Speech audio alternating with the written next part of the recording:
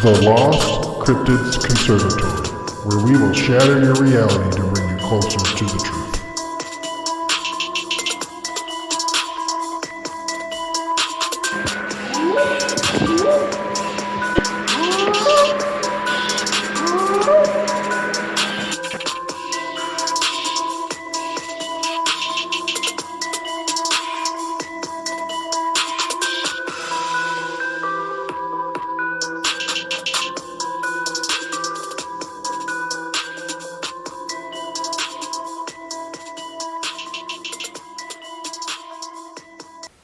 Okay, so we're going to do a brief tour through the Great Lakes.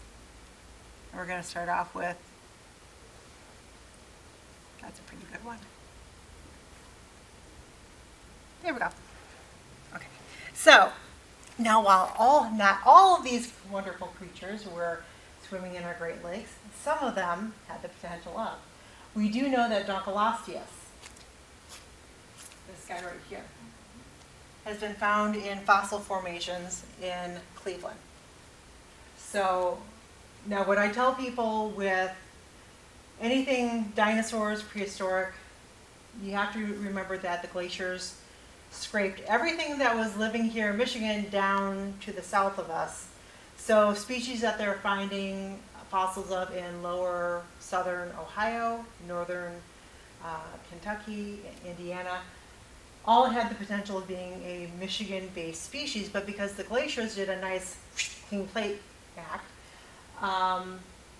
they stole a lot of our fossils. So, now the other thing is our Great Lakes are so deep that at no time in any of our lifetimes are those Great Lakes going to be drained enough to actually see what might possibly be on the lake bottoms. And if they were, it's going to take a lot of effort just to find anything, because you have not only the shipwrecks and the debris, but you have the zebra mussels. Who here has been to any of the Great Lakes, the shorelines? Okay, so that stuff that you see floating around that looks like toilet paper, that's actually the broken down material of the zebra mussels. In some places in the Great Lakes, it is deeper than arm's length. So a lot of marine archaeologists who go down to examine the wrecks and stuff like that, they actually have to dig through several feet of this debris before they can even look at a wreck or anything that's on the lake bottom. So another thing that I want to state is, so Lake Erie is our most shallowest Great Lake. About 400 feet at the deepest in most areas. So imagine a ship the length of a football field and about half as wide, the Bessemer Marquette number 2. An all-metal ship, it was used for transporting car ferries. That ship went down in modern times and is still lost to this day in Lake Erie. They do not know where she went. So, in that regard, and because we are in the woo room, anything on this chart is possible for Lake Erie, or any of the Great Lakes that have an open waterway that leads from one lake to another, because if we can't find a stationary object like the Bessemer Marquette, a football length freighter, then a free moving object can go wherever it wants. So, now if you were to ask me what I was hoping was swimming in the Great Lakes, I would say I would want to see either a mosasaur, like Lilophorodon. It's awesome. The last Jurassic Park movie, the creature that you see coming through the waves at the surface, that's a Lilophorodon, about 60 feet. There's a reason why we want to see them, but we don't want to see them, because these guys would, it would certainly change tourism industry. I don't think you would have the big cruise ships or anything like that going out on the oceans or anything like that, because these guys would just be like, hey. Because it's a kind of a hidden fact. The reason that a lot of cruise ships don't have a huge waste removal bill is because they dump in the oceans. That's where 50% of the debris that gets contaminated into the ocean. That's where it's coming from. Yachts, big massive yachts, cruise ships, freighters. They think nobody's going to do anything. So when you're laying down a scent trail like that, you have the potential for attracting anything and everything in the sea. That's like some marine biologists believe that the great white sharks that were, and some of the other shark species that were found mainly off of the coast of Australia, they think that their migratory patterns actually changed because they followed the slave ships into Bermuda, Hades, and southern part of our country, because as people died, they would just throw them overboard. And when you have a body floating and it's pulling, so the sharks were literally following, and this became a trade route, so the sharks got really used to it. And then the sharks realized, hey, there's a whole nother place that we can go eat. So now this is why, possibly we are seeing these big migratory patterns with sharks, because they learned that, hey, there's another landform out there and there's more food. It doesn't necessarily need to be human, but, we've got access to it. So, yeah, I would love it if there was, mosasaurs or even plesiosaurs still swimming in the lakes. And here is another.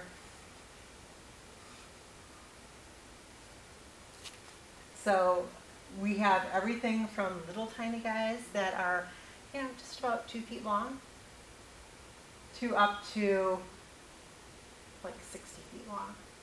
So this is, this shows both. Nope. No, I don't need the password.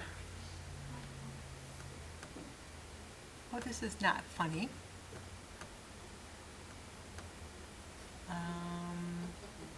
Really? Just go up and close it out. Really? Really? That's just a rude computer that does that. Okay, come on. And of course, Blake just left. So, okay, scrolling down. Apparently I have to keep it moving. Okay. So this goes through these. So every year I get these, because I did write a book on lake monsters and odd creatures of the Great Lakes. So every year I get, some very well-intentioned person sending me a report of sharks in the Great Lakes. So the only freshwater shark currently living in the world today is bull shark. Now there are some sharks that can live in brackish water, which is a mixture of fresh and salt water. Pondicherry sharks are known for this, but it's mainly the bull shark. The only problem with our Great Lakes is, up till 1955, possibly a bull shark, could have come up the, Mississippi River into the Illinois River, gotten into Lake Michigan, cruised around to Lake Huron, could have been possible. Only problem is, bull sharks are a tropical to subtropical shark. So they really need that bath water warm, temperatures. Not the temperatures of our Great Lakes. I mean, you go in past your knees and you're like, it's cold, So in order for this shark to function, it would have to be closer to shore, and if a bull shark of any size is swimming in the Great Lakes that close to shore, people are going to see that dorsal fin. So we'd be getting a lot more, reports, a lot more video. In today's day and age, everybody has a phone with cell phone with video and picture taking abilities. So we would be getting a lot more reports. So there is a famous lake monster shark report off of the Chicago beaches. Only problem with this is when I was researching the book for the lake monsters, I contacted all the known hospitals in the area who had been in service since the 1950s. None of them had a shark report. None of them. So this report only shows up in one book. It's Shark Case Files of the World. And there's pictures of people who, have caught sharks in the Illinois and Mississippi River. I can understand that because they could swim up, the Gulf of, from the Gulf of Mexico. But after 1955, they put in all these locks and dams because they introduced the silver carp, the Asian carp population, and they don't want that getting into the Great Lakes because if they do, they're going to eat all the vegetation that all the sports fish fry live in. If the sports fish fry don't have that cover, where they can hide, then everything's going to pick them off. And the sports fishermen, which is a huge industry here in the Great Lakes, are going to be very angry about it. And these, the Asian carp are very prolific breeders. Once they get established, game over. You're going to be pulling up carp for years. What are people seeing in the Great Lakes? So we have got reports of sea serpents, giant turtles, marine reptiles, which would be the plesiosaurs, mosasaurs, giant fish, and then we've got the amalgamations, which are kind of my favorite. Who's heard of the great underwater panther in Lake Superior? So this is a Native American legend, and the creature's name is Inabishu, and it said that the thunderbird is the only one who can control the great underwater panther Inabishu, and that whenever he loses his grip, that's when he begins to thrash around and he makes Lake Superior dangerous. So this is the Native Americans' legend of why you only cross the Great Lakes if you had to, because each lake had a lake monster. So Lake Superior had Inabishu, Lake Michigan, according to the Native Americans and to geologists, Lake Michigan and Lake Huron are attached. So the creatures that are supposed to live in Lake Huron also live in Lake Michigan. So this is that then becomes the home of Gassendia and Carcagna. But we also find reports of Carcagna in Lake Ontario and also a creature called O'Neill. So all of these guys are Native American legends, Ojibwe, Seneca, which makes it really difficult because I wanted to make sure I was pronouncing Gassendia right.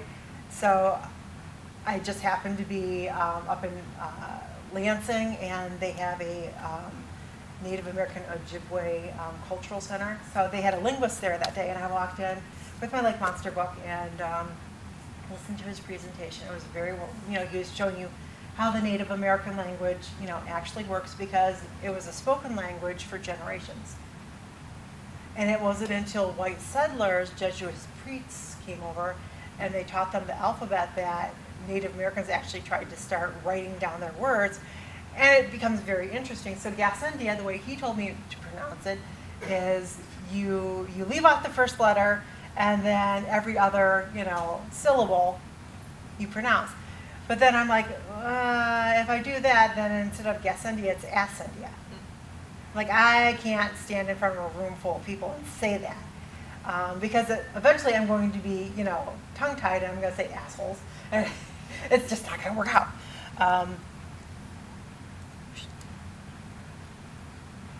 Scroll through these guys.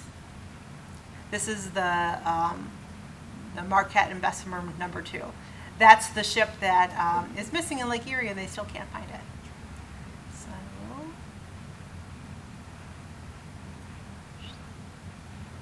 So here we go. So this is the one that I was just talking about, Gassendia. So I'm like, okay, I'm going to sound this out. And of course it's from the Seneca tribe, so he's like, he looks at it and he's like, well, if it was Ojibwe, this is how we'd pronounce it. He's like, but it's Seneca, so go ask them. I'm like, I don't know any Seneca tribe members, that's why I'm asking you. He's like, different language. I'm like, makes sense. Makes sense. But, so I pronounce it Gassendia. And this is actually the meteor dragon that was reported not only by Native Americans, but by Jacques Cartier, a French explorer. Because he went to the Native Americans and was like, I'm not, understanding these. This is my artwork. Not that great. Okay, so moving on. Oh, this is my artwork of Inabishu. Now, most people would put the M on there. Interesting thing about Inabishu is there are over 50 different spellings and pronunciations of its name, but it's all attributed back to the same creature, the great underwater panther or lynx. And here is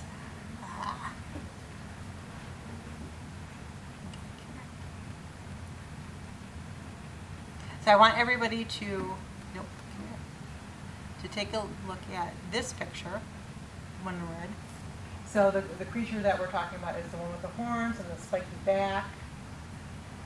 So that is a Native American representation of what they described as Inabishu. But there's a similar creature down in Alton, Illinois.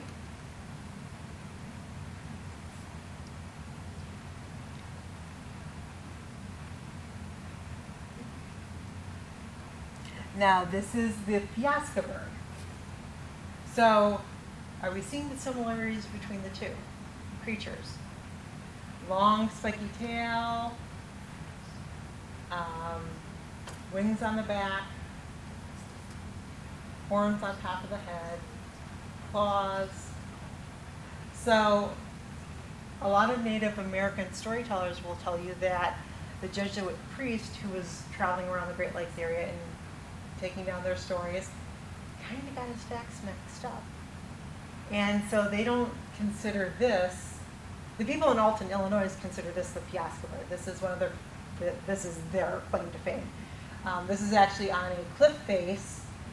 This is about 20 feet up on the cliff face, and he is about, I want to say 40 feet wide by about 20 feet tall.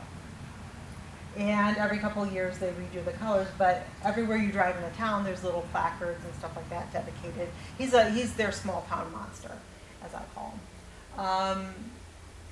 But they, for the town folk, yes, this is the Piasca bird. Native Americans will tell you, no, that's Inabishu, the great underwater panther. And that the Jesuit priest who was going around taking down the stories got it wrong and kind of mixed up his facts, but never retracted his story, and so they have the legend of the Piasca bird in Alton, Illinois. And the word Piasca means devours men. So the made-up legend behind this is that the Native American tribes were afraid of this guy. He used to swoop down and eat them, until one of the brave chiefs decided he was going to make himself a target. So the bird came flying at him, his men shot it full of arrows, and it met its end. But that's the town folks' version of it.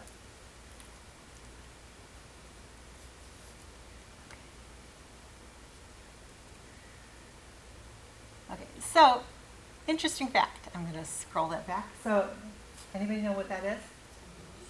Yes. So, imagine you're one of these early Native Americans who's navigating around the Great Lakes, and you found how to make a vessel. Dugout canoe, about 50 feet long. You'll have several people paddling it because 50 feet to try to control the Great Lakes by yourself, yeah, that's not going to happen. But you're loaded down with furs and tobacco and copper. And let's say there's one person in your party who is responsible for making an offering to the lake, which is copper or tobacco or something like that, and they screwed up. So now you're really leery of being out on any of the Great Lakes. So you're like, we're going to keep it close to shore. Far enough out into the lake so that we don't, hit any, sand or rocks or anything, but we're going to keep it close to shore. So as you're paddling along, all of a sudden the water near your canoe starts bubbling and churning, and this creature explodes out of it. And it's got these horns on top of its head. It's covered with seaweed, and its nostrils are flaring and its legs are trying to smash into your boat, and it pursues you for at least 10 feet before you're able to row away from it, and it goes off in its way, and you're like, oh my gosh, that was Inavishu, the great underwater panther. We just narrowly missed our doom because of Inavishu. So as I was doing research for my book, I came upon an interesting fact. And it's been verified by different biologists in DNR. Moose can dive up to 20 feet underwater to eat the underwater vegetation. So if there's a drought, if, let's say, the grasses that they like are dried out and dead, yeah, they'll just swim out into the lake and they'll dive down to where they know this vegetation is and they'll eat it. And they can be down there for about a minute or so. So if you're not really paying attention to the lake in front of you and you don't see this moose walking out and diving under the water, and suddenly you're paddling past him and he comes exploding out, that would be a pretty bad lake monster to encounter. So the way that they dive underwater is they seal their nostrils shut, and then they just gulp huge, mouthfuls of the seaweed, and then they come back up, and then they dive themselves back down. So yeah. And we also know that moose can, do this because they have found moose carcasses inside of orcas. So the only way that happens is if, I don't know too many orcas that come and walk on land. They might beach themselves, to grab a seal, fast food every once in a while. But generally, they're not going to come diving underwater. And Mr. Orca's like, hey, lunch. That's a couple 100-pound meal that I don't have to work that hard to get.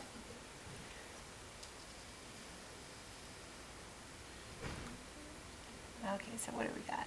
Okay, so these are the silver carp. This is why we have the locks and dams in place to prevent these guys from traveling up and down the rivers and into the Great Lakes. And literally that's what happens in these river systems when a boat goes, even a small boat goes down the surface, they explode out of the water. Can you imagine getting hit in the head with a 30-pound fish? Would not be the way that I want to, end up at the hospital. Hey, so what happened to you? I got hit in the head with a fish, a flying fish. And these are the nasty little things called sea lampreys. They are literally the vampires of the Great Lakes, and these have become a huge problem. They are not, there's nothing appealing about them. That sucker on the end is their mouths and its teeth, and they just right onto you, and you have to forcibly pull them off. And they're about this long. They are the nastiest things. And unfortunately, we have a good supply of them now here in the Great Lakes. Why? Because they get into freighters, into the holds, and then they get washed out, and then they find other lampreys to breed with, and suddenly you've got a population of them.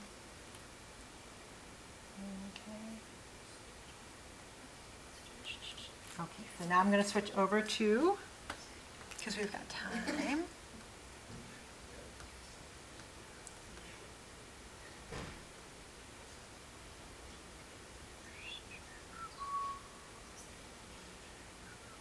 Actually, I can just talk about shipwrecks. Which one's this?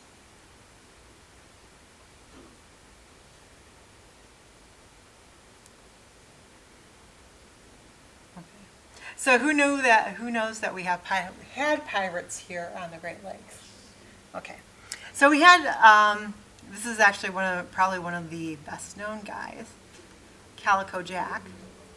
So Calico Jack got his name because he would take bits and pieces of different fabrics and sew them onto his pirate jacket.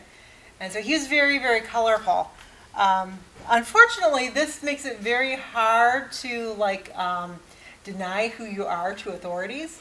If you're sailing around with this bright colored, garb on, multicolored, and they're like, oh, yeah, that's Calico Jack. You know, how are you going to deny that?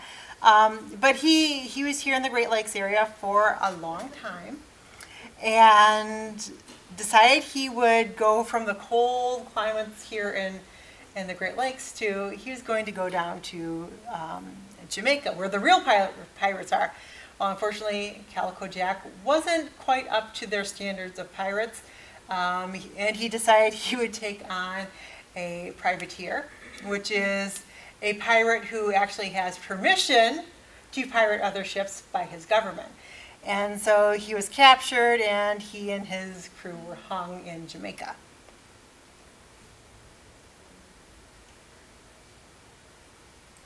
Roaring Dan Stevie, he's a pirate, but he was kind of known as the Robin Hood of the Great Lakes. Not in the beginning of his career. He was actually really despised in the beginning of his career. What he would do is he would set up fake ports along the lake sides, and so it would draw in ship captains and crews who weren't too experienced with lakes. They would wreck their ship on the rocks, and then as they were making for shore in their lifeboats, Dan and his crew would come rowing out, and they'd steal everything off the ship and go sell it at another port. But they got so brazen that they decided, well, that's kind of a bit of effort. So what they would do is, if they saw a really nice merchant ship, they would follow it into port, and they would wait. Because eventually the captain and the crew would decide that they were going to go to the local tavern or bar or restaurant and go get something to eat and drink. And so while that captain and crew are out eating, drinking, probably socializing with the local women folk, Captain Dan and his crew would split, half on his ship, and then they would go steal the other ship, sail it into another port, and not only sell off all the cargo, but they would sell the ship too. He did this for many, many years. But eventually old age was catching up with him. He decided it was better if he retired on top. And so he decided he would retire at a senior home. But they loved him because he had all this wealth from over the years, and he was the Robin Hood figure because he would pay the local orphanage kids to go to the store, get me smokes, run down here and get me something to drink, and they would do it. So he kind of took on that Robin Hood persona of he stole from everyone, but in the end he was giving his wealth back to the local community and the less fortunate, the poor people in the area. Did he retire in Michigan then? No, he retired in Wisconsin. Okay. Yep. So UFO activity. I'm going to talk about, actually we'll talk about this one, because this kind of involves a Bigfoot creature. So this is at Presque Isle State Park, which is on the Ohio shoreline of Lake Erie. And this happens in 1966. A group of people consisting of Betty Jean Clem, Douglas Tibbet, Gerald LaBelle, and Miss Anita Heffley, and her two daughters, can't leave them out, all observe this. So what happens is they're at the beach, and of course this is a 1960s car, so they end up getting the car stuck in the sand. Very easy to do, even still to this day. So the two guys tell the ladies, you guys stay here with the car. We're going to go see if we can find somebody to help us. And they do. They find two of the park rangers, and they say, okay, go back to your vehicle, and after we're done driving around the park and making sure everybody else is left, we will come back and assist you. So while the men are away, the women observe lights like a UFO or something big coming down in the woods. And so they watch this, and so they're like, oh, maybe we saw a UFO. And of course, you know, they're outside the vehicle at this point, and they're all kind of like, yeah, this is, you know, okay, so we saw a UFO. But pretty soon, they see this creature coming in and out of the woods. And they describe it as that Bigfoot creature that those people are reporting out on the, you know, out in Oregon, out in, you know, Washington. Because it was huge. And as they see it, it sees them, and they're like, panic mode. So everybody gets into the car, locks the car doors, and they're hoping that the creature didn't see them, but of course it did. So it's circling the car, it's pushing against the car, it's clawing the car. So at this point, they freak out. They start blaring on the horn, start screaming, which brings the guys back really fast. But as the men are coming back and they're yelling, hey, what's going on? The creature is alerted to them. And by now the police are, you know, the park rangers are coming too. So the creature, you know, flees back into the woods. And so now the men are there, now the officers are there, and they decide they're going to go investigate this. So as they start into the woods and they get into the woods, the women see this object once again rise up into the sky and take off. So they don't find the creature or the spaceship, but what they do find is these diamond-shaped impressions in the ground that it looks like our footprints.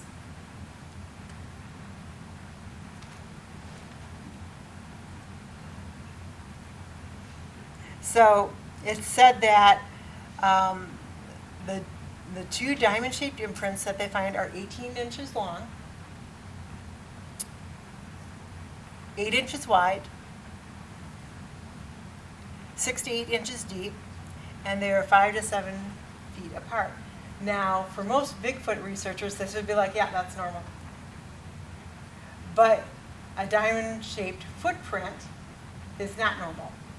We're used to seeing, you know, that's how they got their name, Bigfoot. So, in this instance, did we have an alien species that was trying to appear as a Bigfoot, or was it a Bigfoot type creature that maybe had an accident along the way? And, you know, like we have amputees who have metal legs, you know, that fit into shoes.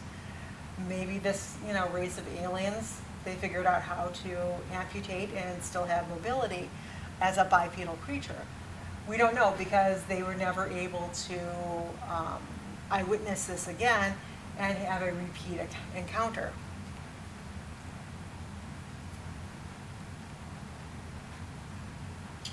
So another famous report comes from the Sault Ste. Marie area. And it involves two pilots, two fighter jet pilots. And what happens, this is one of the pilots, First Lieutenant Felix Eugene Monkel. Let's see. And there was, at one period of time, there was an Air Force base up there. It's changed names over a couple of times, but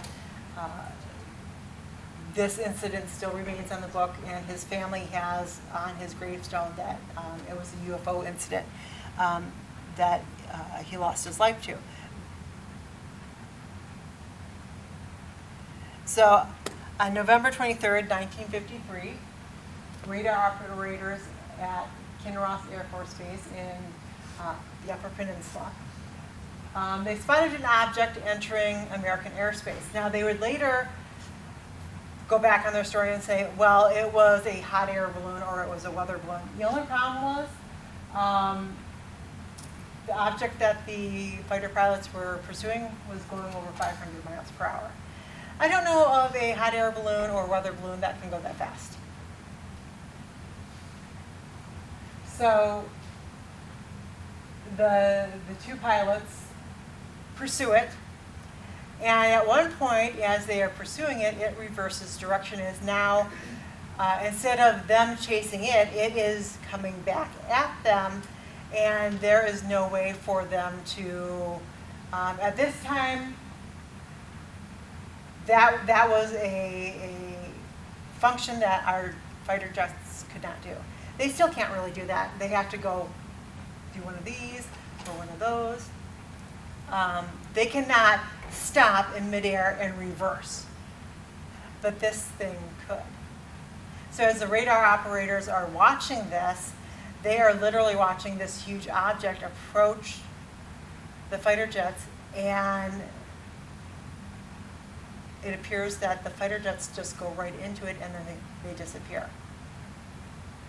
So an extensive search was done for 2 weeks after this. They could not find any debris. Now when they, if a fighter pilot ejects out of a plane, of course the plane itself is going to crash into the water and it's going to break apart. It's going to leave a debris field. Usually there is going to be something at least floating on the water.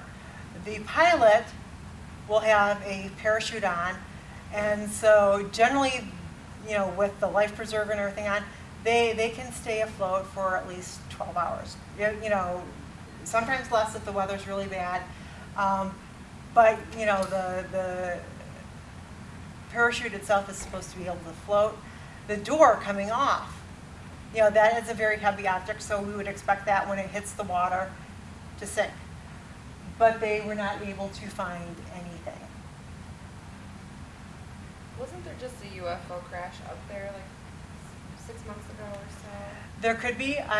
UFOs is not my strong point. I'm trying to get more and more into UFOs. I am also the managing editor for Squatch GQ magazines, which produces Squatch Digest, Watchers, which is UFOs and aliens, G Hunter, which is paranormal, Backwoods, which is our version of Terror in the Woods, that TV show, where we take people's firsthand encounters and so that they can tell their stories. My personal favorite is going to be Dinosauria and Prehistoric Creatures. If you're into prehistoric sharks, this is going to be the magazines for you, because the first issue is all prehistoric sharks by the top paleontologists in the country. I've interviewed all of them. And then we have one that's called Weird Travels.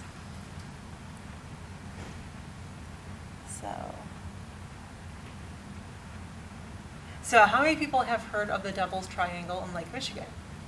Everybody's pretty familiar with that one. So every single one of the Great Lakes has a Devil's Triangle. Lake Superior has 2. This one is actually in Lake Ontario, and it's called the Marysburg Vortex. Now, it's said that there is a meteorite that crashed into the middle of the lake that is right in the center of this, and that's why a lot of people are describing their equipment going crazy, particularly old-time ships, that maybe just had a compass, because of the magnetic energy of a meteorite. It'll throw everything off. But they've had several instances where ships that were in full view of other ships, town, people who were fishing, have gone missing.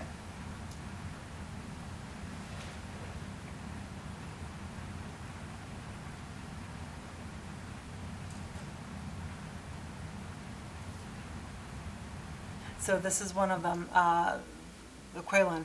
So it disappeared in full view of a village, of other fishermen, of other vessels. They watched it going along the edge of the triangle, and they seemed to encounter some fog of some type, and then they were gone. And they don't really know where she went.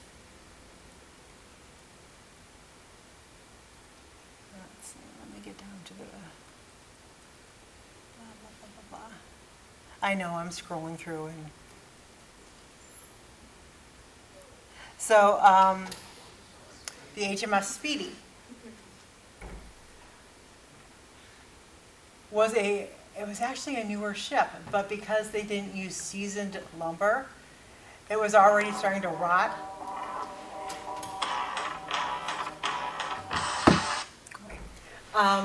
So it was starting to already rot apart, and so it was commissioned for a very special trip because they had a Native American man who, in retaliation to his family being slaughtered, had killed some white traders. They were going to transport him from the small town that he was in to the next major town, because that's where the magistrate and the courts and everything were. So everybody boarded the ship, and the problem was that there was two captains of the ship. Both of the captains and the crew were like, no, we don't think that's a good idea. And under threat of court-martial and death, they had to sail the ship. So it's said that as the ship embarks upon her voyage, that the mother of the Native American man can be seen on the shoreline performing a ritual, so that her son never goes to trial. Now there's also another party that are in a small canoe, and they're following the Speedy. Now it's said that when they get to the bay, the port where they're supposed to turn in to go for this trial, the canoe is able to easily navigate into the bay, has no problem finding it. But the Speedy continues to circle around the lake trying to find this bay. They even go to the extent of lighting huge bonfires on each side of the bay in hopes of, giving them a visual, but they can never find it. So they also realize that the activity on the lake is getting worse and worse. And at one point, the Native American man who's shackled in the cargo hold, the captain, orders the guard to release him and says, "It's every man for himself, because we're probably going to go down to with the ship." So the Speedy never makes it into port. They never try the son for killing the white settlers. So the mother got her wish of her son never being brought to trial. What bay was that? That was, let me scroll back here. So there's the Sovietsburg Triangle, but it's also the Marysburg Triangle. Oh, come on. Where are you?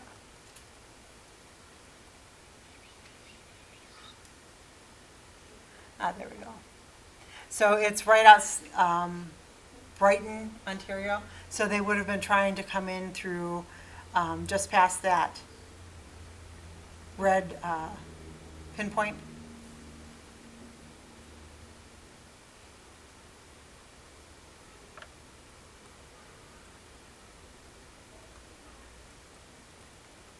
So now the Lake Michigan Triangle runs from Ludington over to Manitowoc, Wisconsin, down to Benton Harbor, and then back up.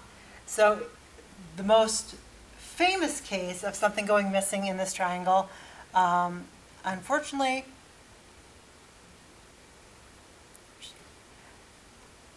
took down a flight, Northwest Flight 2501. Now, to this day, they say 58 people perished on this flight. Could have been between 55 and 58. There were some question marks with, were certain crew members on the plane when it went down. They were never able to document that or establish that. What we do know is that she left from the airport. She was flying across Michigan. Now, we do know that she was headed into an electrical storm. They had requested to go higher to try to get above the lightning. Unfortunately, air traffic control told them, no, you have to maintain your course because there's other flights incoming. You will run into them. We have you locked in at this altitude in this course. Maintain it. So what we think happened is, as she got across the lake, she got struck by lightning. And at that time, if a plane made of that material got struck by lightning, it was pretty much going up in flame. So she got struck by lightning. She's going full force. She goes into the water. There's not going to be anything left. She's burning apart. She's disintegrating as she hits the water, and then exploding. Now they closed down the beaches all along Lake Michigan for 2 months because the mares were terrified that young Jimmy and Sally might be playing on the beach and come across a dead corpse. And so they had the beaches closed for at least 2 months. The only problem is there wasn't a whole lot of debris that ever washed up. Actually, the debris that did show up can fill a room about the size of that screen. So 58 people, a huge passenger jet, and very little left.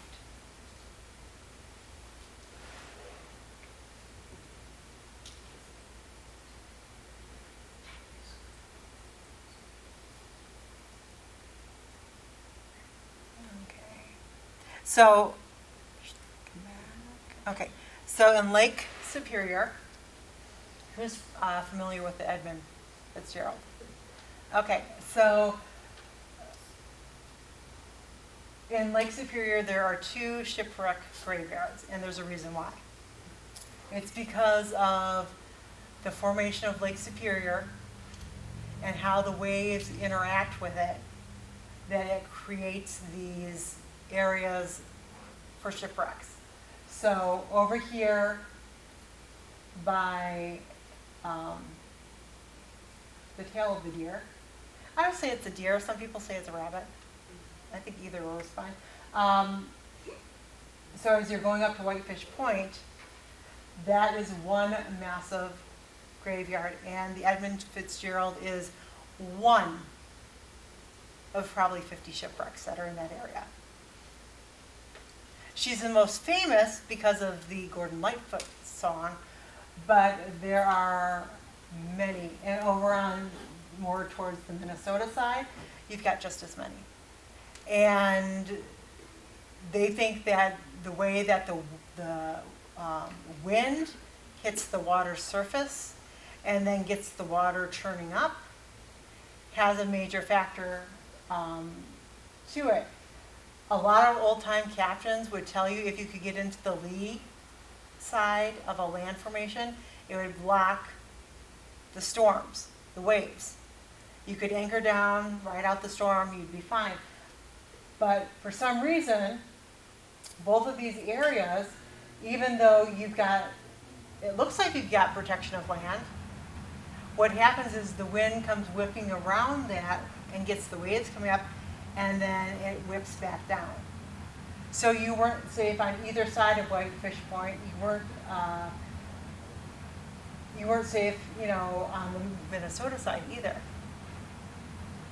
So pretty much no matter where you were on Lake Superior, if that big storm came, you were in trouble.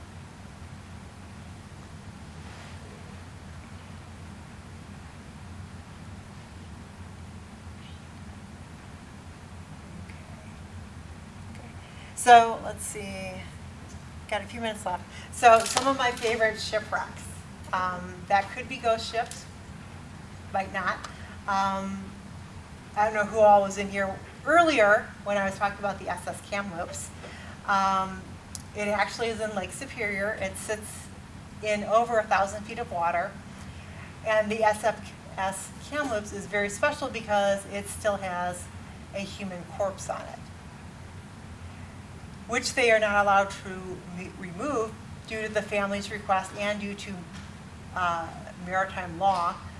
And so what happens is these marine archaeologists, these divers, go down to check the status of the wreck, and as they swim through the wreck itself, the wake that they create animates the body, and it comes floating out and seems to pursue the divers. Now you're in over 1,000 feet of water. So this is not something that you can immediately go to the surface. You get the bends if you do that, which is air bubbles in your blood. So imagine you're swimming through the ship and suddenly there's a corpse right there. They've also found human remains at the Edmund Fitzgerald, which is why there are beacons all around the wreck site of the Edmund Fitzgerald. If you are caught in your boat hovering over the Edmund Fitzgerald, even if you're fishing, okay, you get a warning. But if you are diving if you're trying to troll anything up from the Edmund Fitzgerald, guess how much the fine is? On the first attempt. $1 million.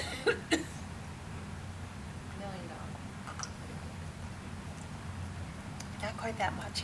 $100,000. Second attempt, $250,000. Third attempt, you're going away for a long time.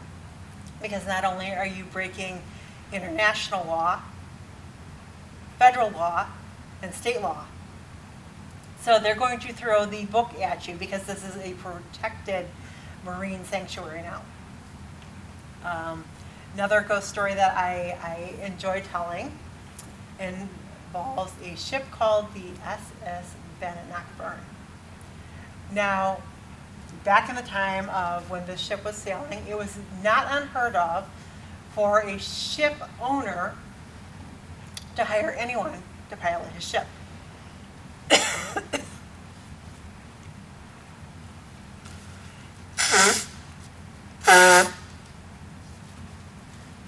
My throat gets dried out, so give me a second.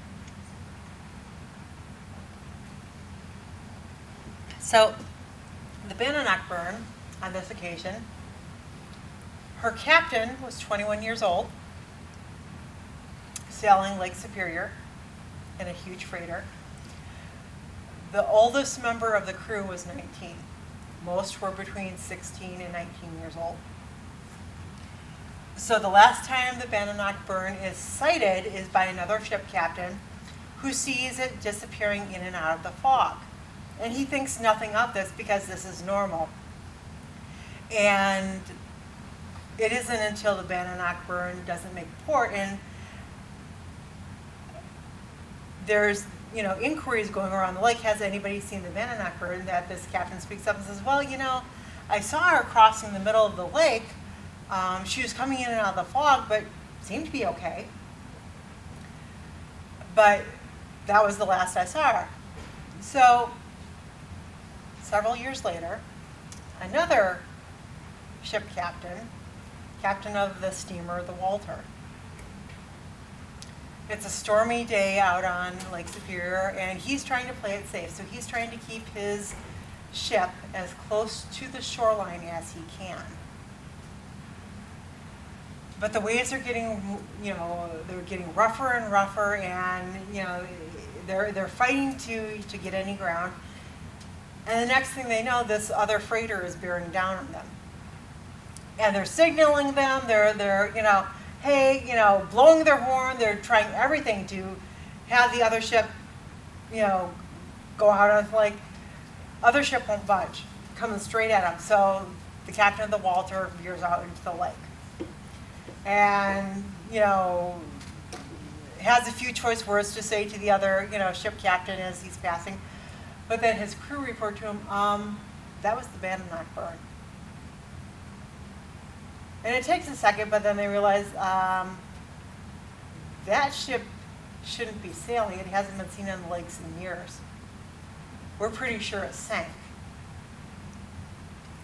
And so it rushes past them into the darkness of night, and they're like, okay, we don't know how to explain that, but let's get back closer to shore because, I want to make sure if we have to launch the lifeboats, we can, and we can get to shore. So they no sooner pick up the same, route that they were going to take, and here comes this same ship barreling back down on them, straight at them, head on. And they're like, there is no way in this rough lake weather that they were able to go past us, circle around us, and come back with a straight head on. That takes hours to do with a freighter, even in calm waters. They're like, there's no way that they were able to do that within this time. What is going on? So once again, they veer out into the lake, but this time as the Bannockburn flies past them, it's going fast. After it gets, what they think is maybe an eighth of a mile behind them, they hear a huge, loud explosion. And they realize, oh, if we would have stayed on that course, we would have hit all those rocks and we would have destroyed the ship on those rocks. and we would have never made it to port or shore. So it's said that on stormy nights, the location where the Bannockburn sank, it patrols those waters to keep other ships away from it so that they don't meet the same fate that it did. And thank you!